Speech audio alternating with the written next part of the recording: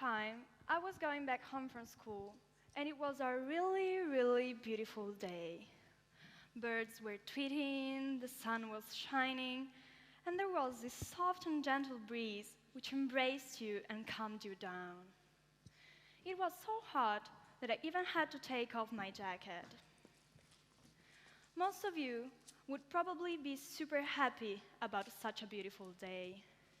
But actually, I just felt so frustrated. You will surely ask me why. Well, there's one simple reason. It's because it was just the end of February. Usually, in February, it shouldn't be almost 20 degrees.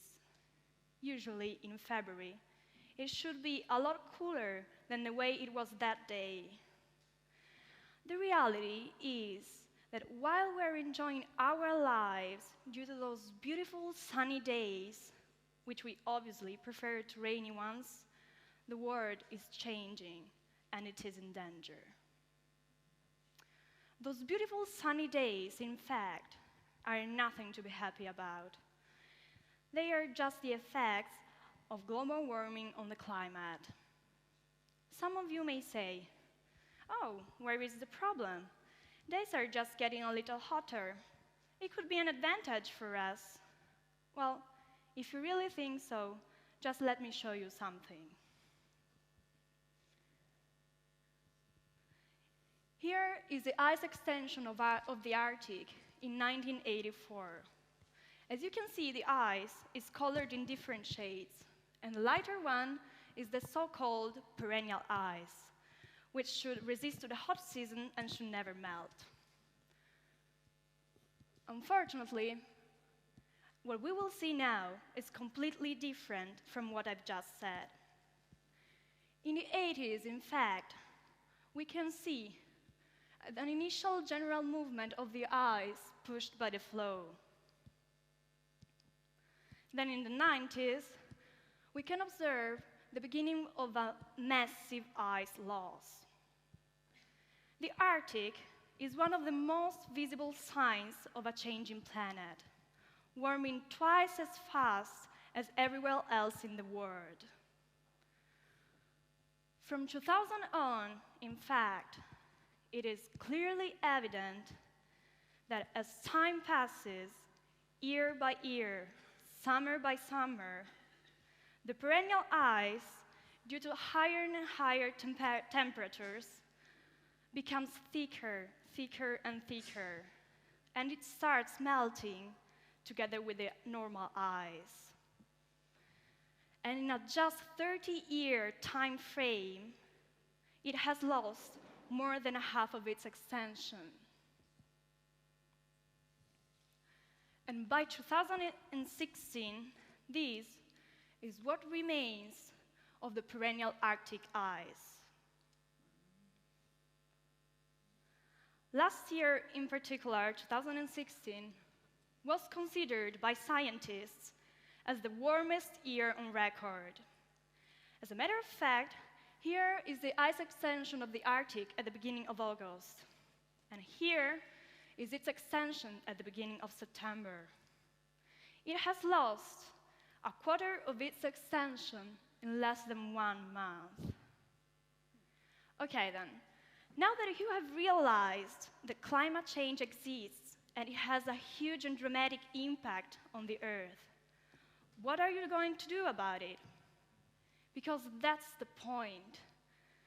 I'm afraid that when it comes to climate change, most teenagers simply don't understand that we are the ones who have to do something. Oh, but it's our parents' fault. They are the ones who destroy the world. Or, oh, well, we will already be dead by the time something serious really happens. These are the typical kinds of statements that you will hear from young people while talking about climate change. And I am sure that if I ask you to tell me your opinion about this topic, at least one of you will answer with one of those affirmations above. Of course, because what they say is true. It has been proven that between the second half of the 20th century and today, the quantity of CO2 released in the atmosphere has hugely increased, and the global temperature has become twice the amount of the 19th century. The causes can certainly be found in our predecessors' activity, but we always make a huge mistake discussing about this. We always forget that now we are in charge of solving the problem. Teenagers are used to thinking, oh, our parents caused this, now they have to repair their mistakes. Or, oh, never mind, someone in the future will think about it. There's no need for us to worry about it now. Wrong, completely wrong. First of all, because our parents' generation is almost over. And please, don't make those faces, because I'm not trying to put a jinx on anyone. I just mean that their imagination, their inventiveness is almost over. They have finished their resources, and now it's our turn. And we can't just skip and leave the bomb to the next generation, because if everybody in the past had thought that way, say, oh, well, there's no need for me to invent anything, because someone in the future will, well, we will still be in the Paleolithic era. So, do we really want to be remembered as the generation who just watched and didn't do anything? As the ones who said, oh, look, climate change exists. Ice is melting, temperatures are getting higher, animals are migrating. Oh, never mind, none of our business. You know, it wasn't our fault. Now that I think about it, maybe we could have done something. Maybe we could have also solved part of the problem. But you know, we were just too busy worrying about video games and cracked nails to even care about the world. Do we really want to be remembered like this? Well, I don't know about you, but personally, I don't. I don't want my sons and grandsons to think that I was that kind of person. I don't want them to think that I didn't even try to do something, because there are plenty of things that you can do to contribute to save our planet. Starting from throwing the rubbish in the proper garbage bin, to trying not to waste water, to joining a group of volunteers who help cleaning the city and its green areas. As you see, there's a wide selection of activities among which you can choose. So please, I'm begging you, just stop being blind in front of the issue, because the problem is real, and the destiny of the Earth depends on your actions. Some of you may say, but my actions alone won't change anything. Where is the point in wasting my energy and my time in such a useless matter, then? Well, please, allow me to tell you something. It may be true that you can't do everything alone. But I am sure that here you are all sons and daughters. So, for example, what about starting to try to persuade your parents to do the same as you? What about starting to persuade them to take the bus instead of a car while going to work?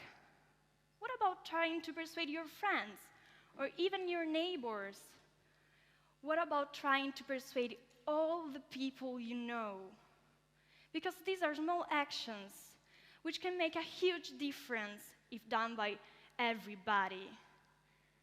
Of course, maybe nothing will change. Maybe we won't be able to solve the problem. Or maybe we will. Who knows? But at least we will know, people will know, that we tried and we gave our best finding a solution and trying to give them a better future. And besides, as Gandhi said, you may never know what results come of your actions, but if you do nothing, there will be no result. Thank you.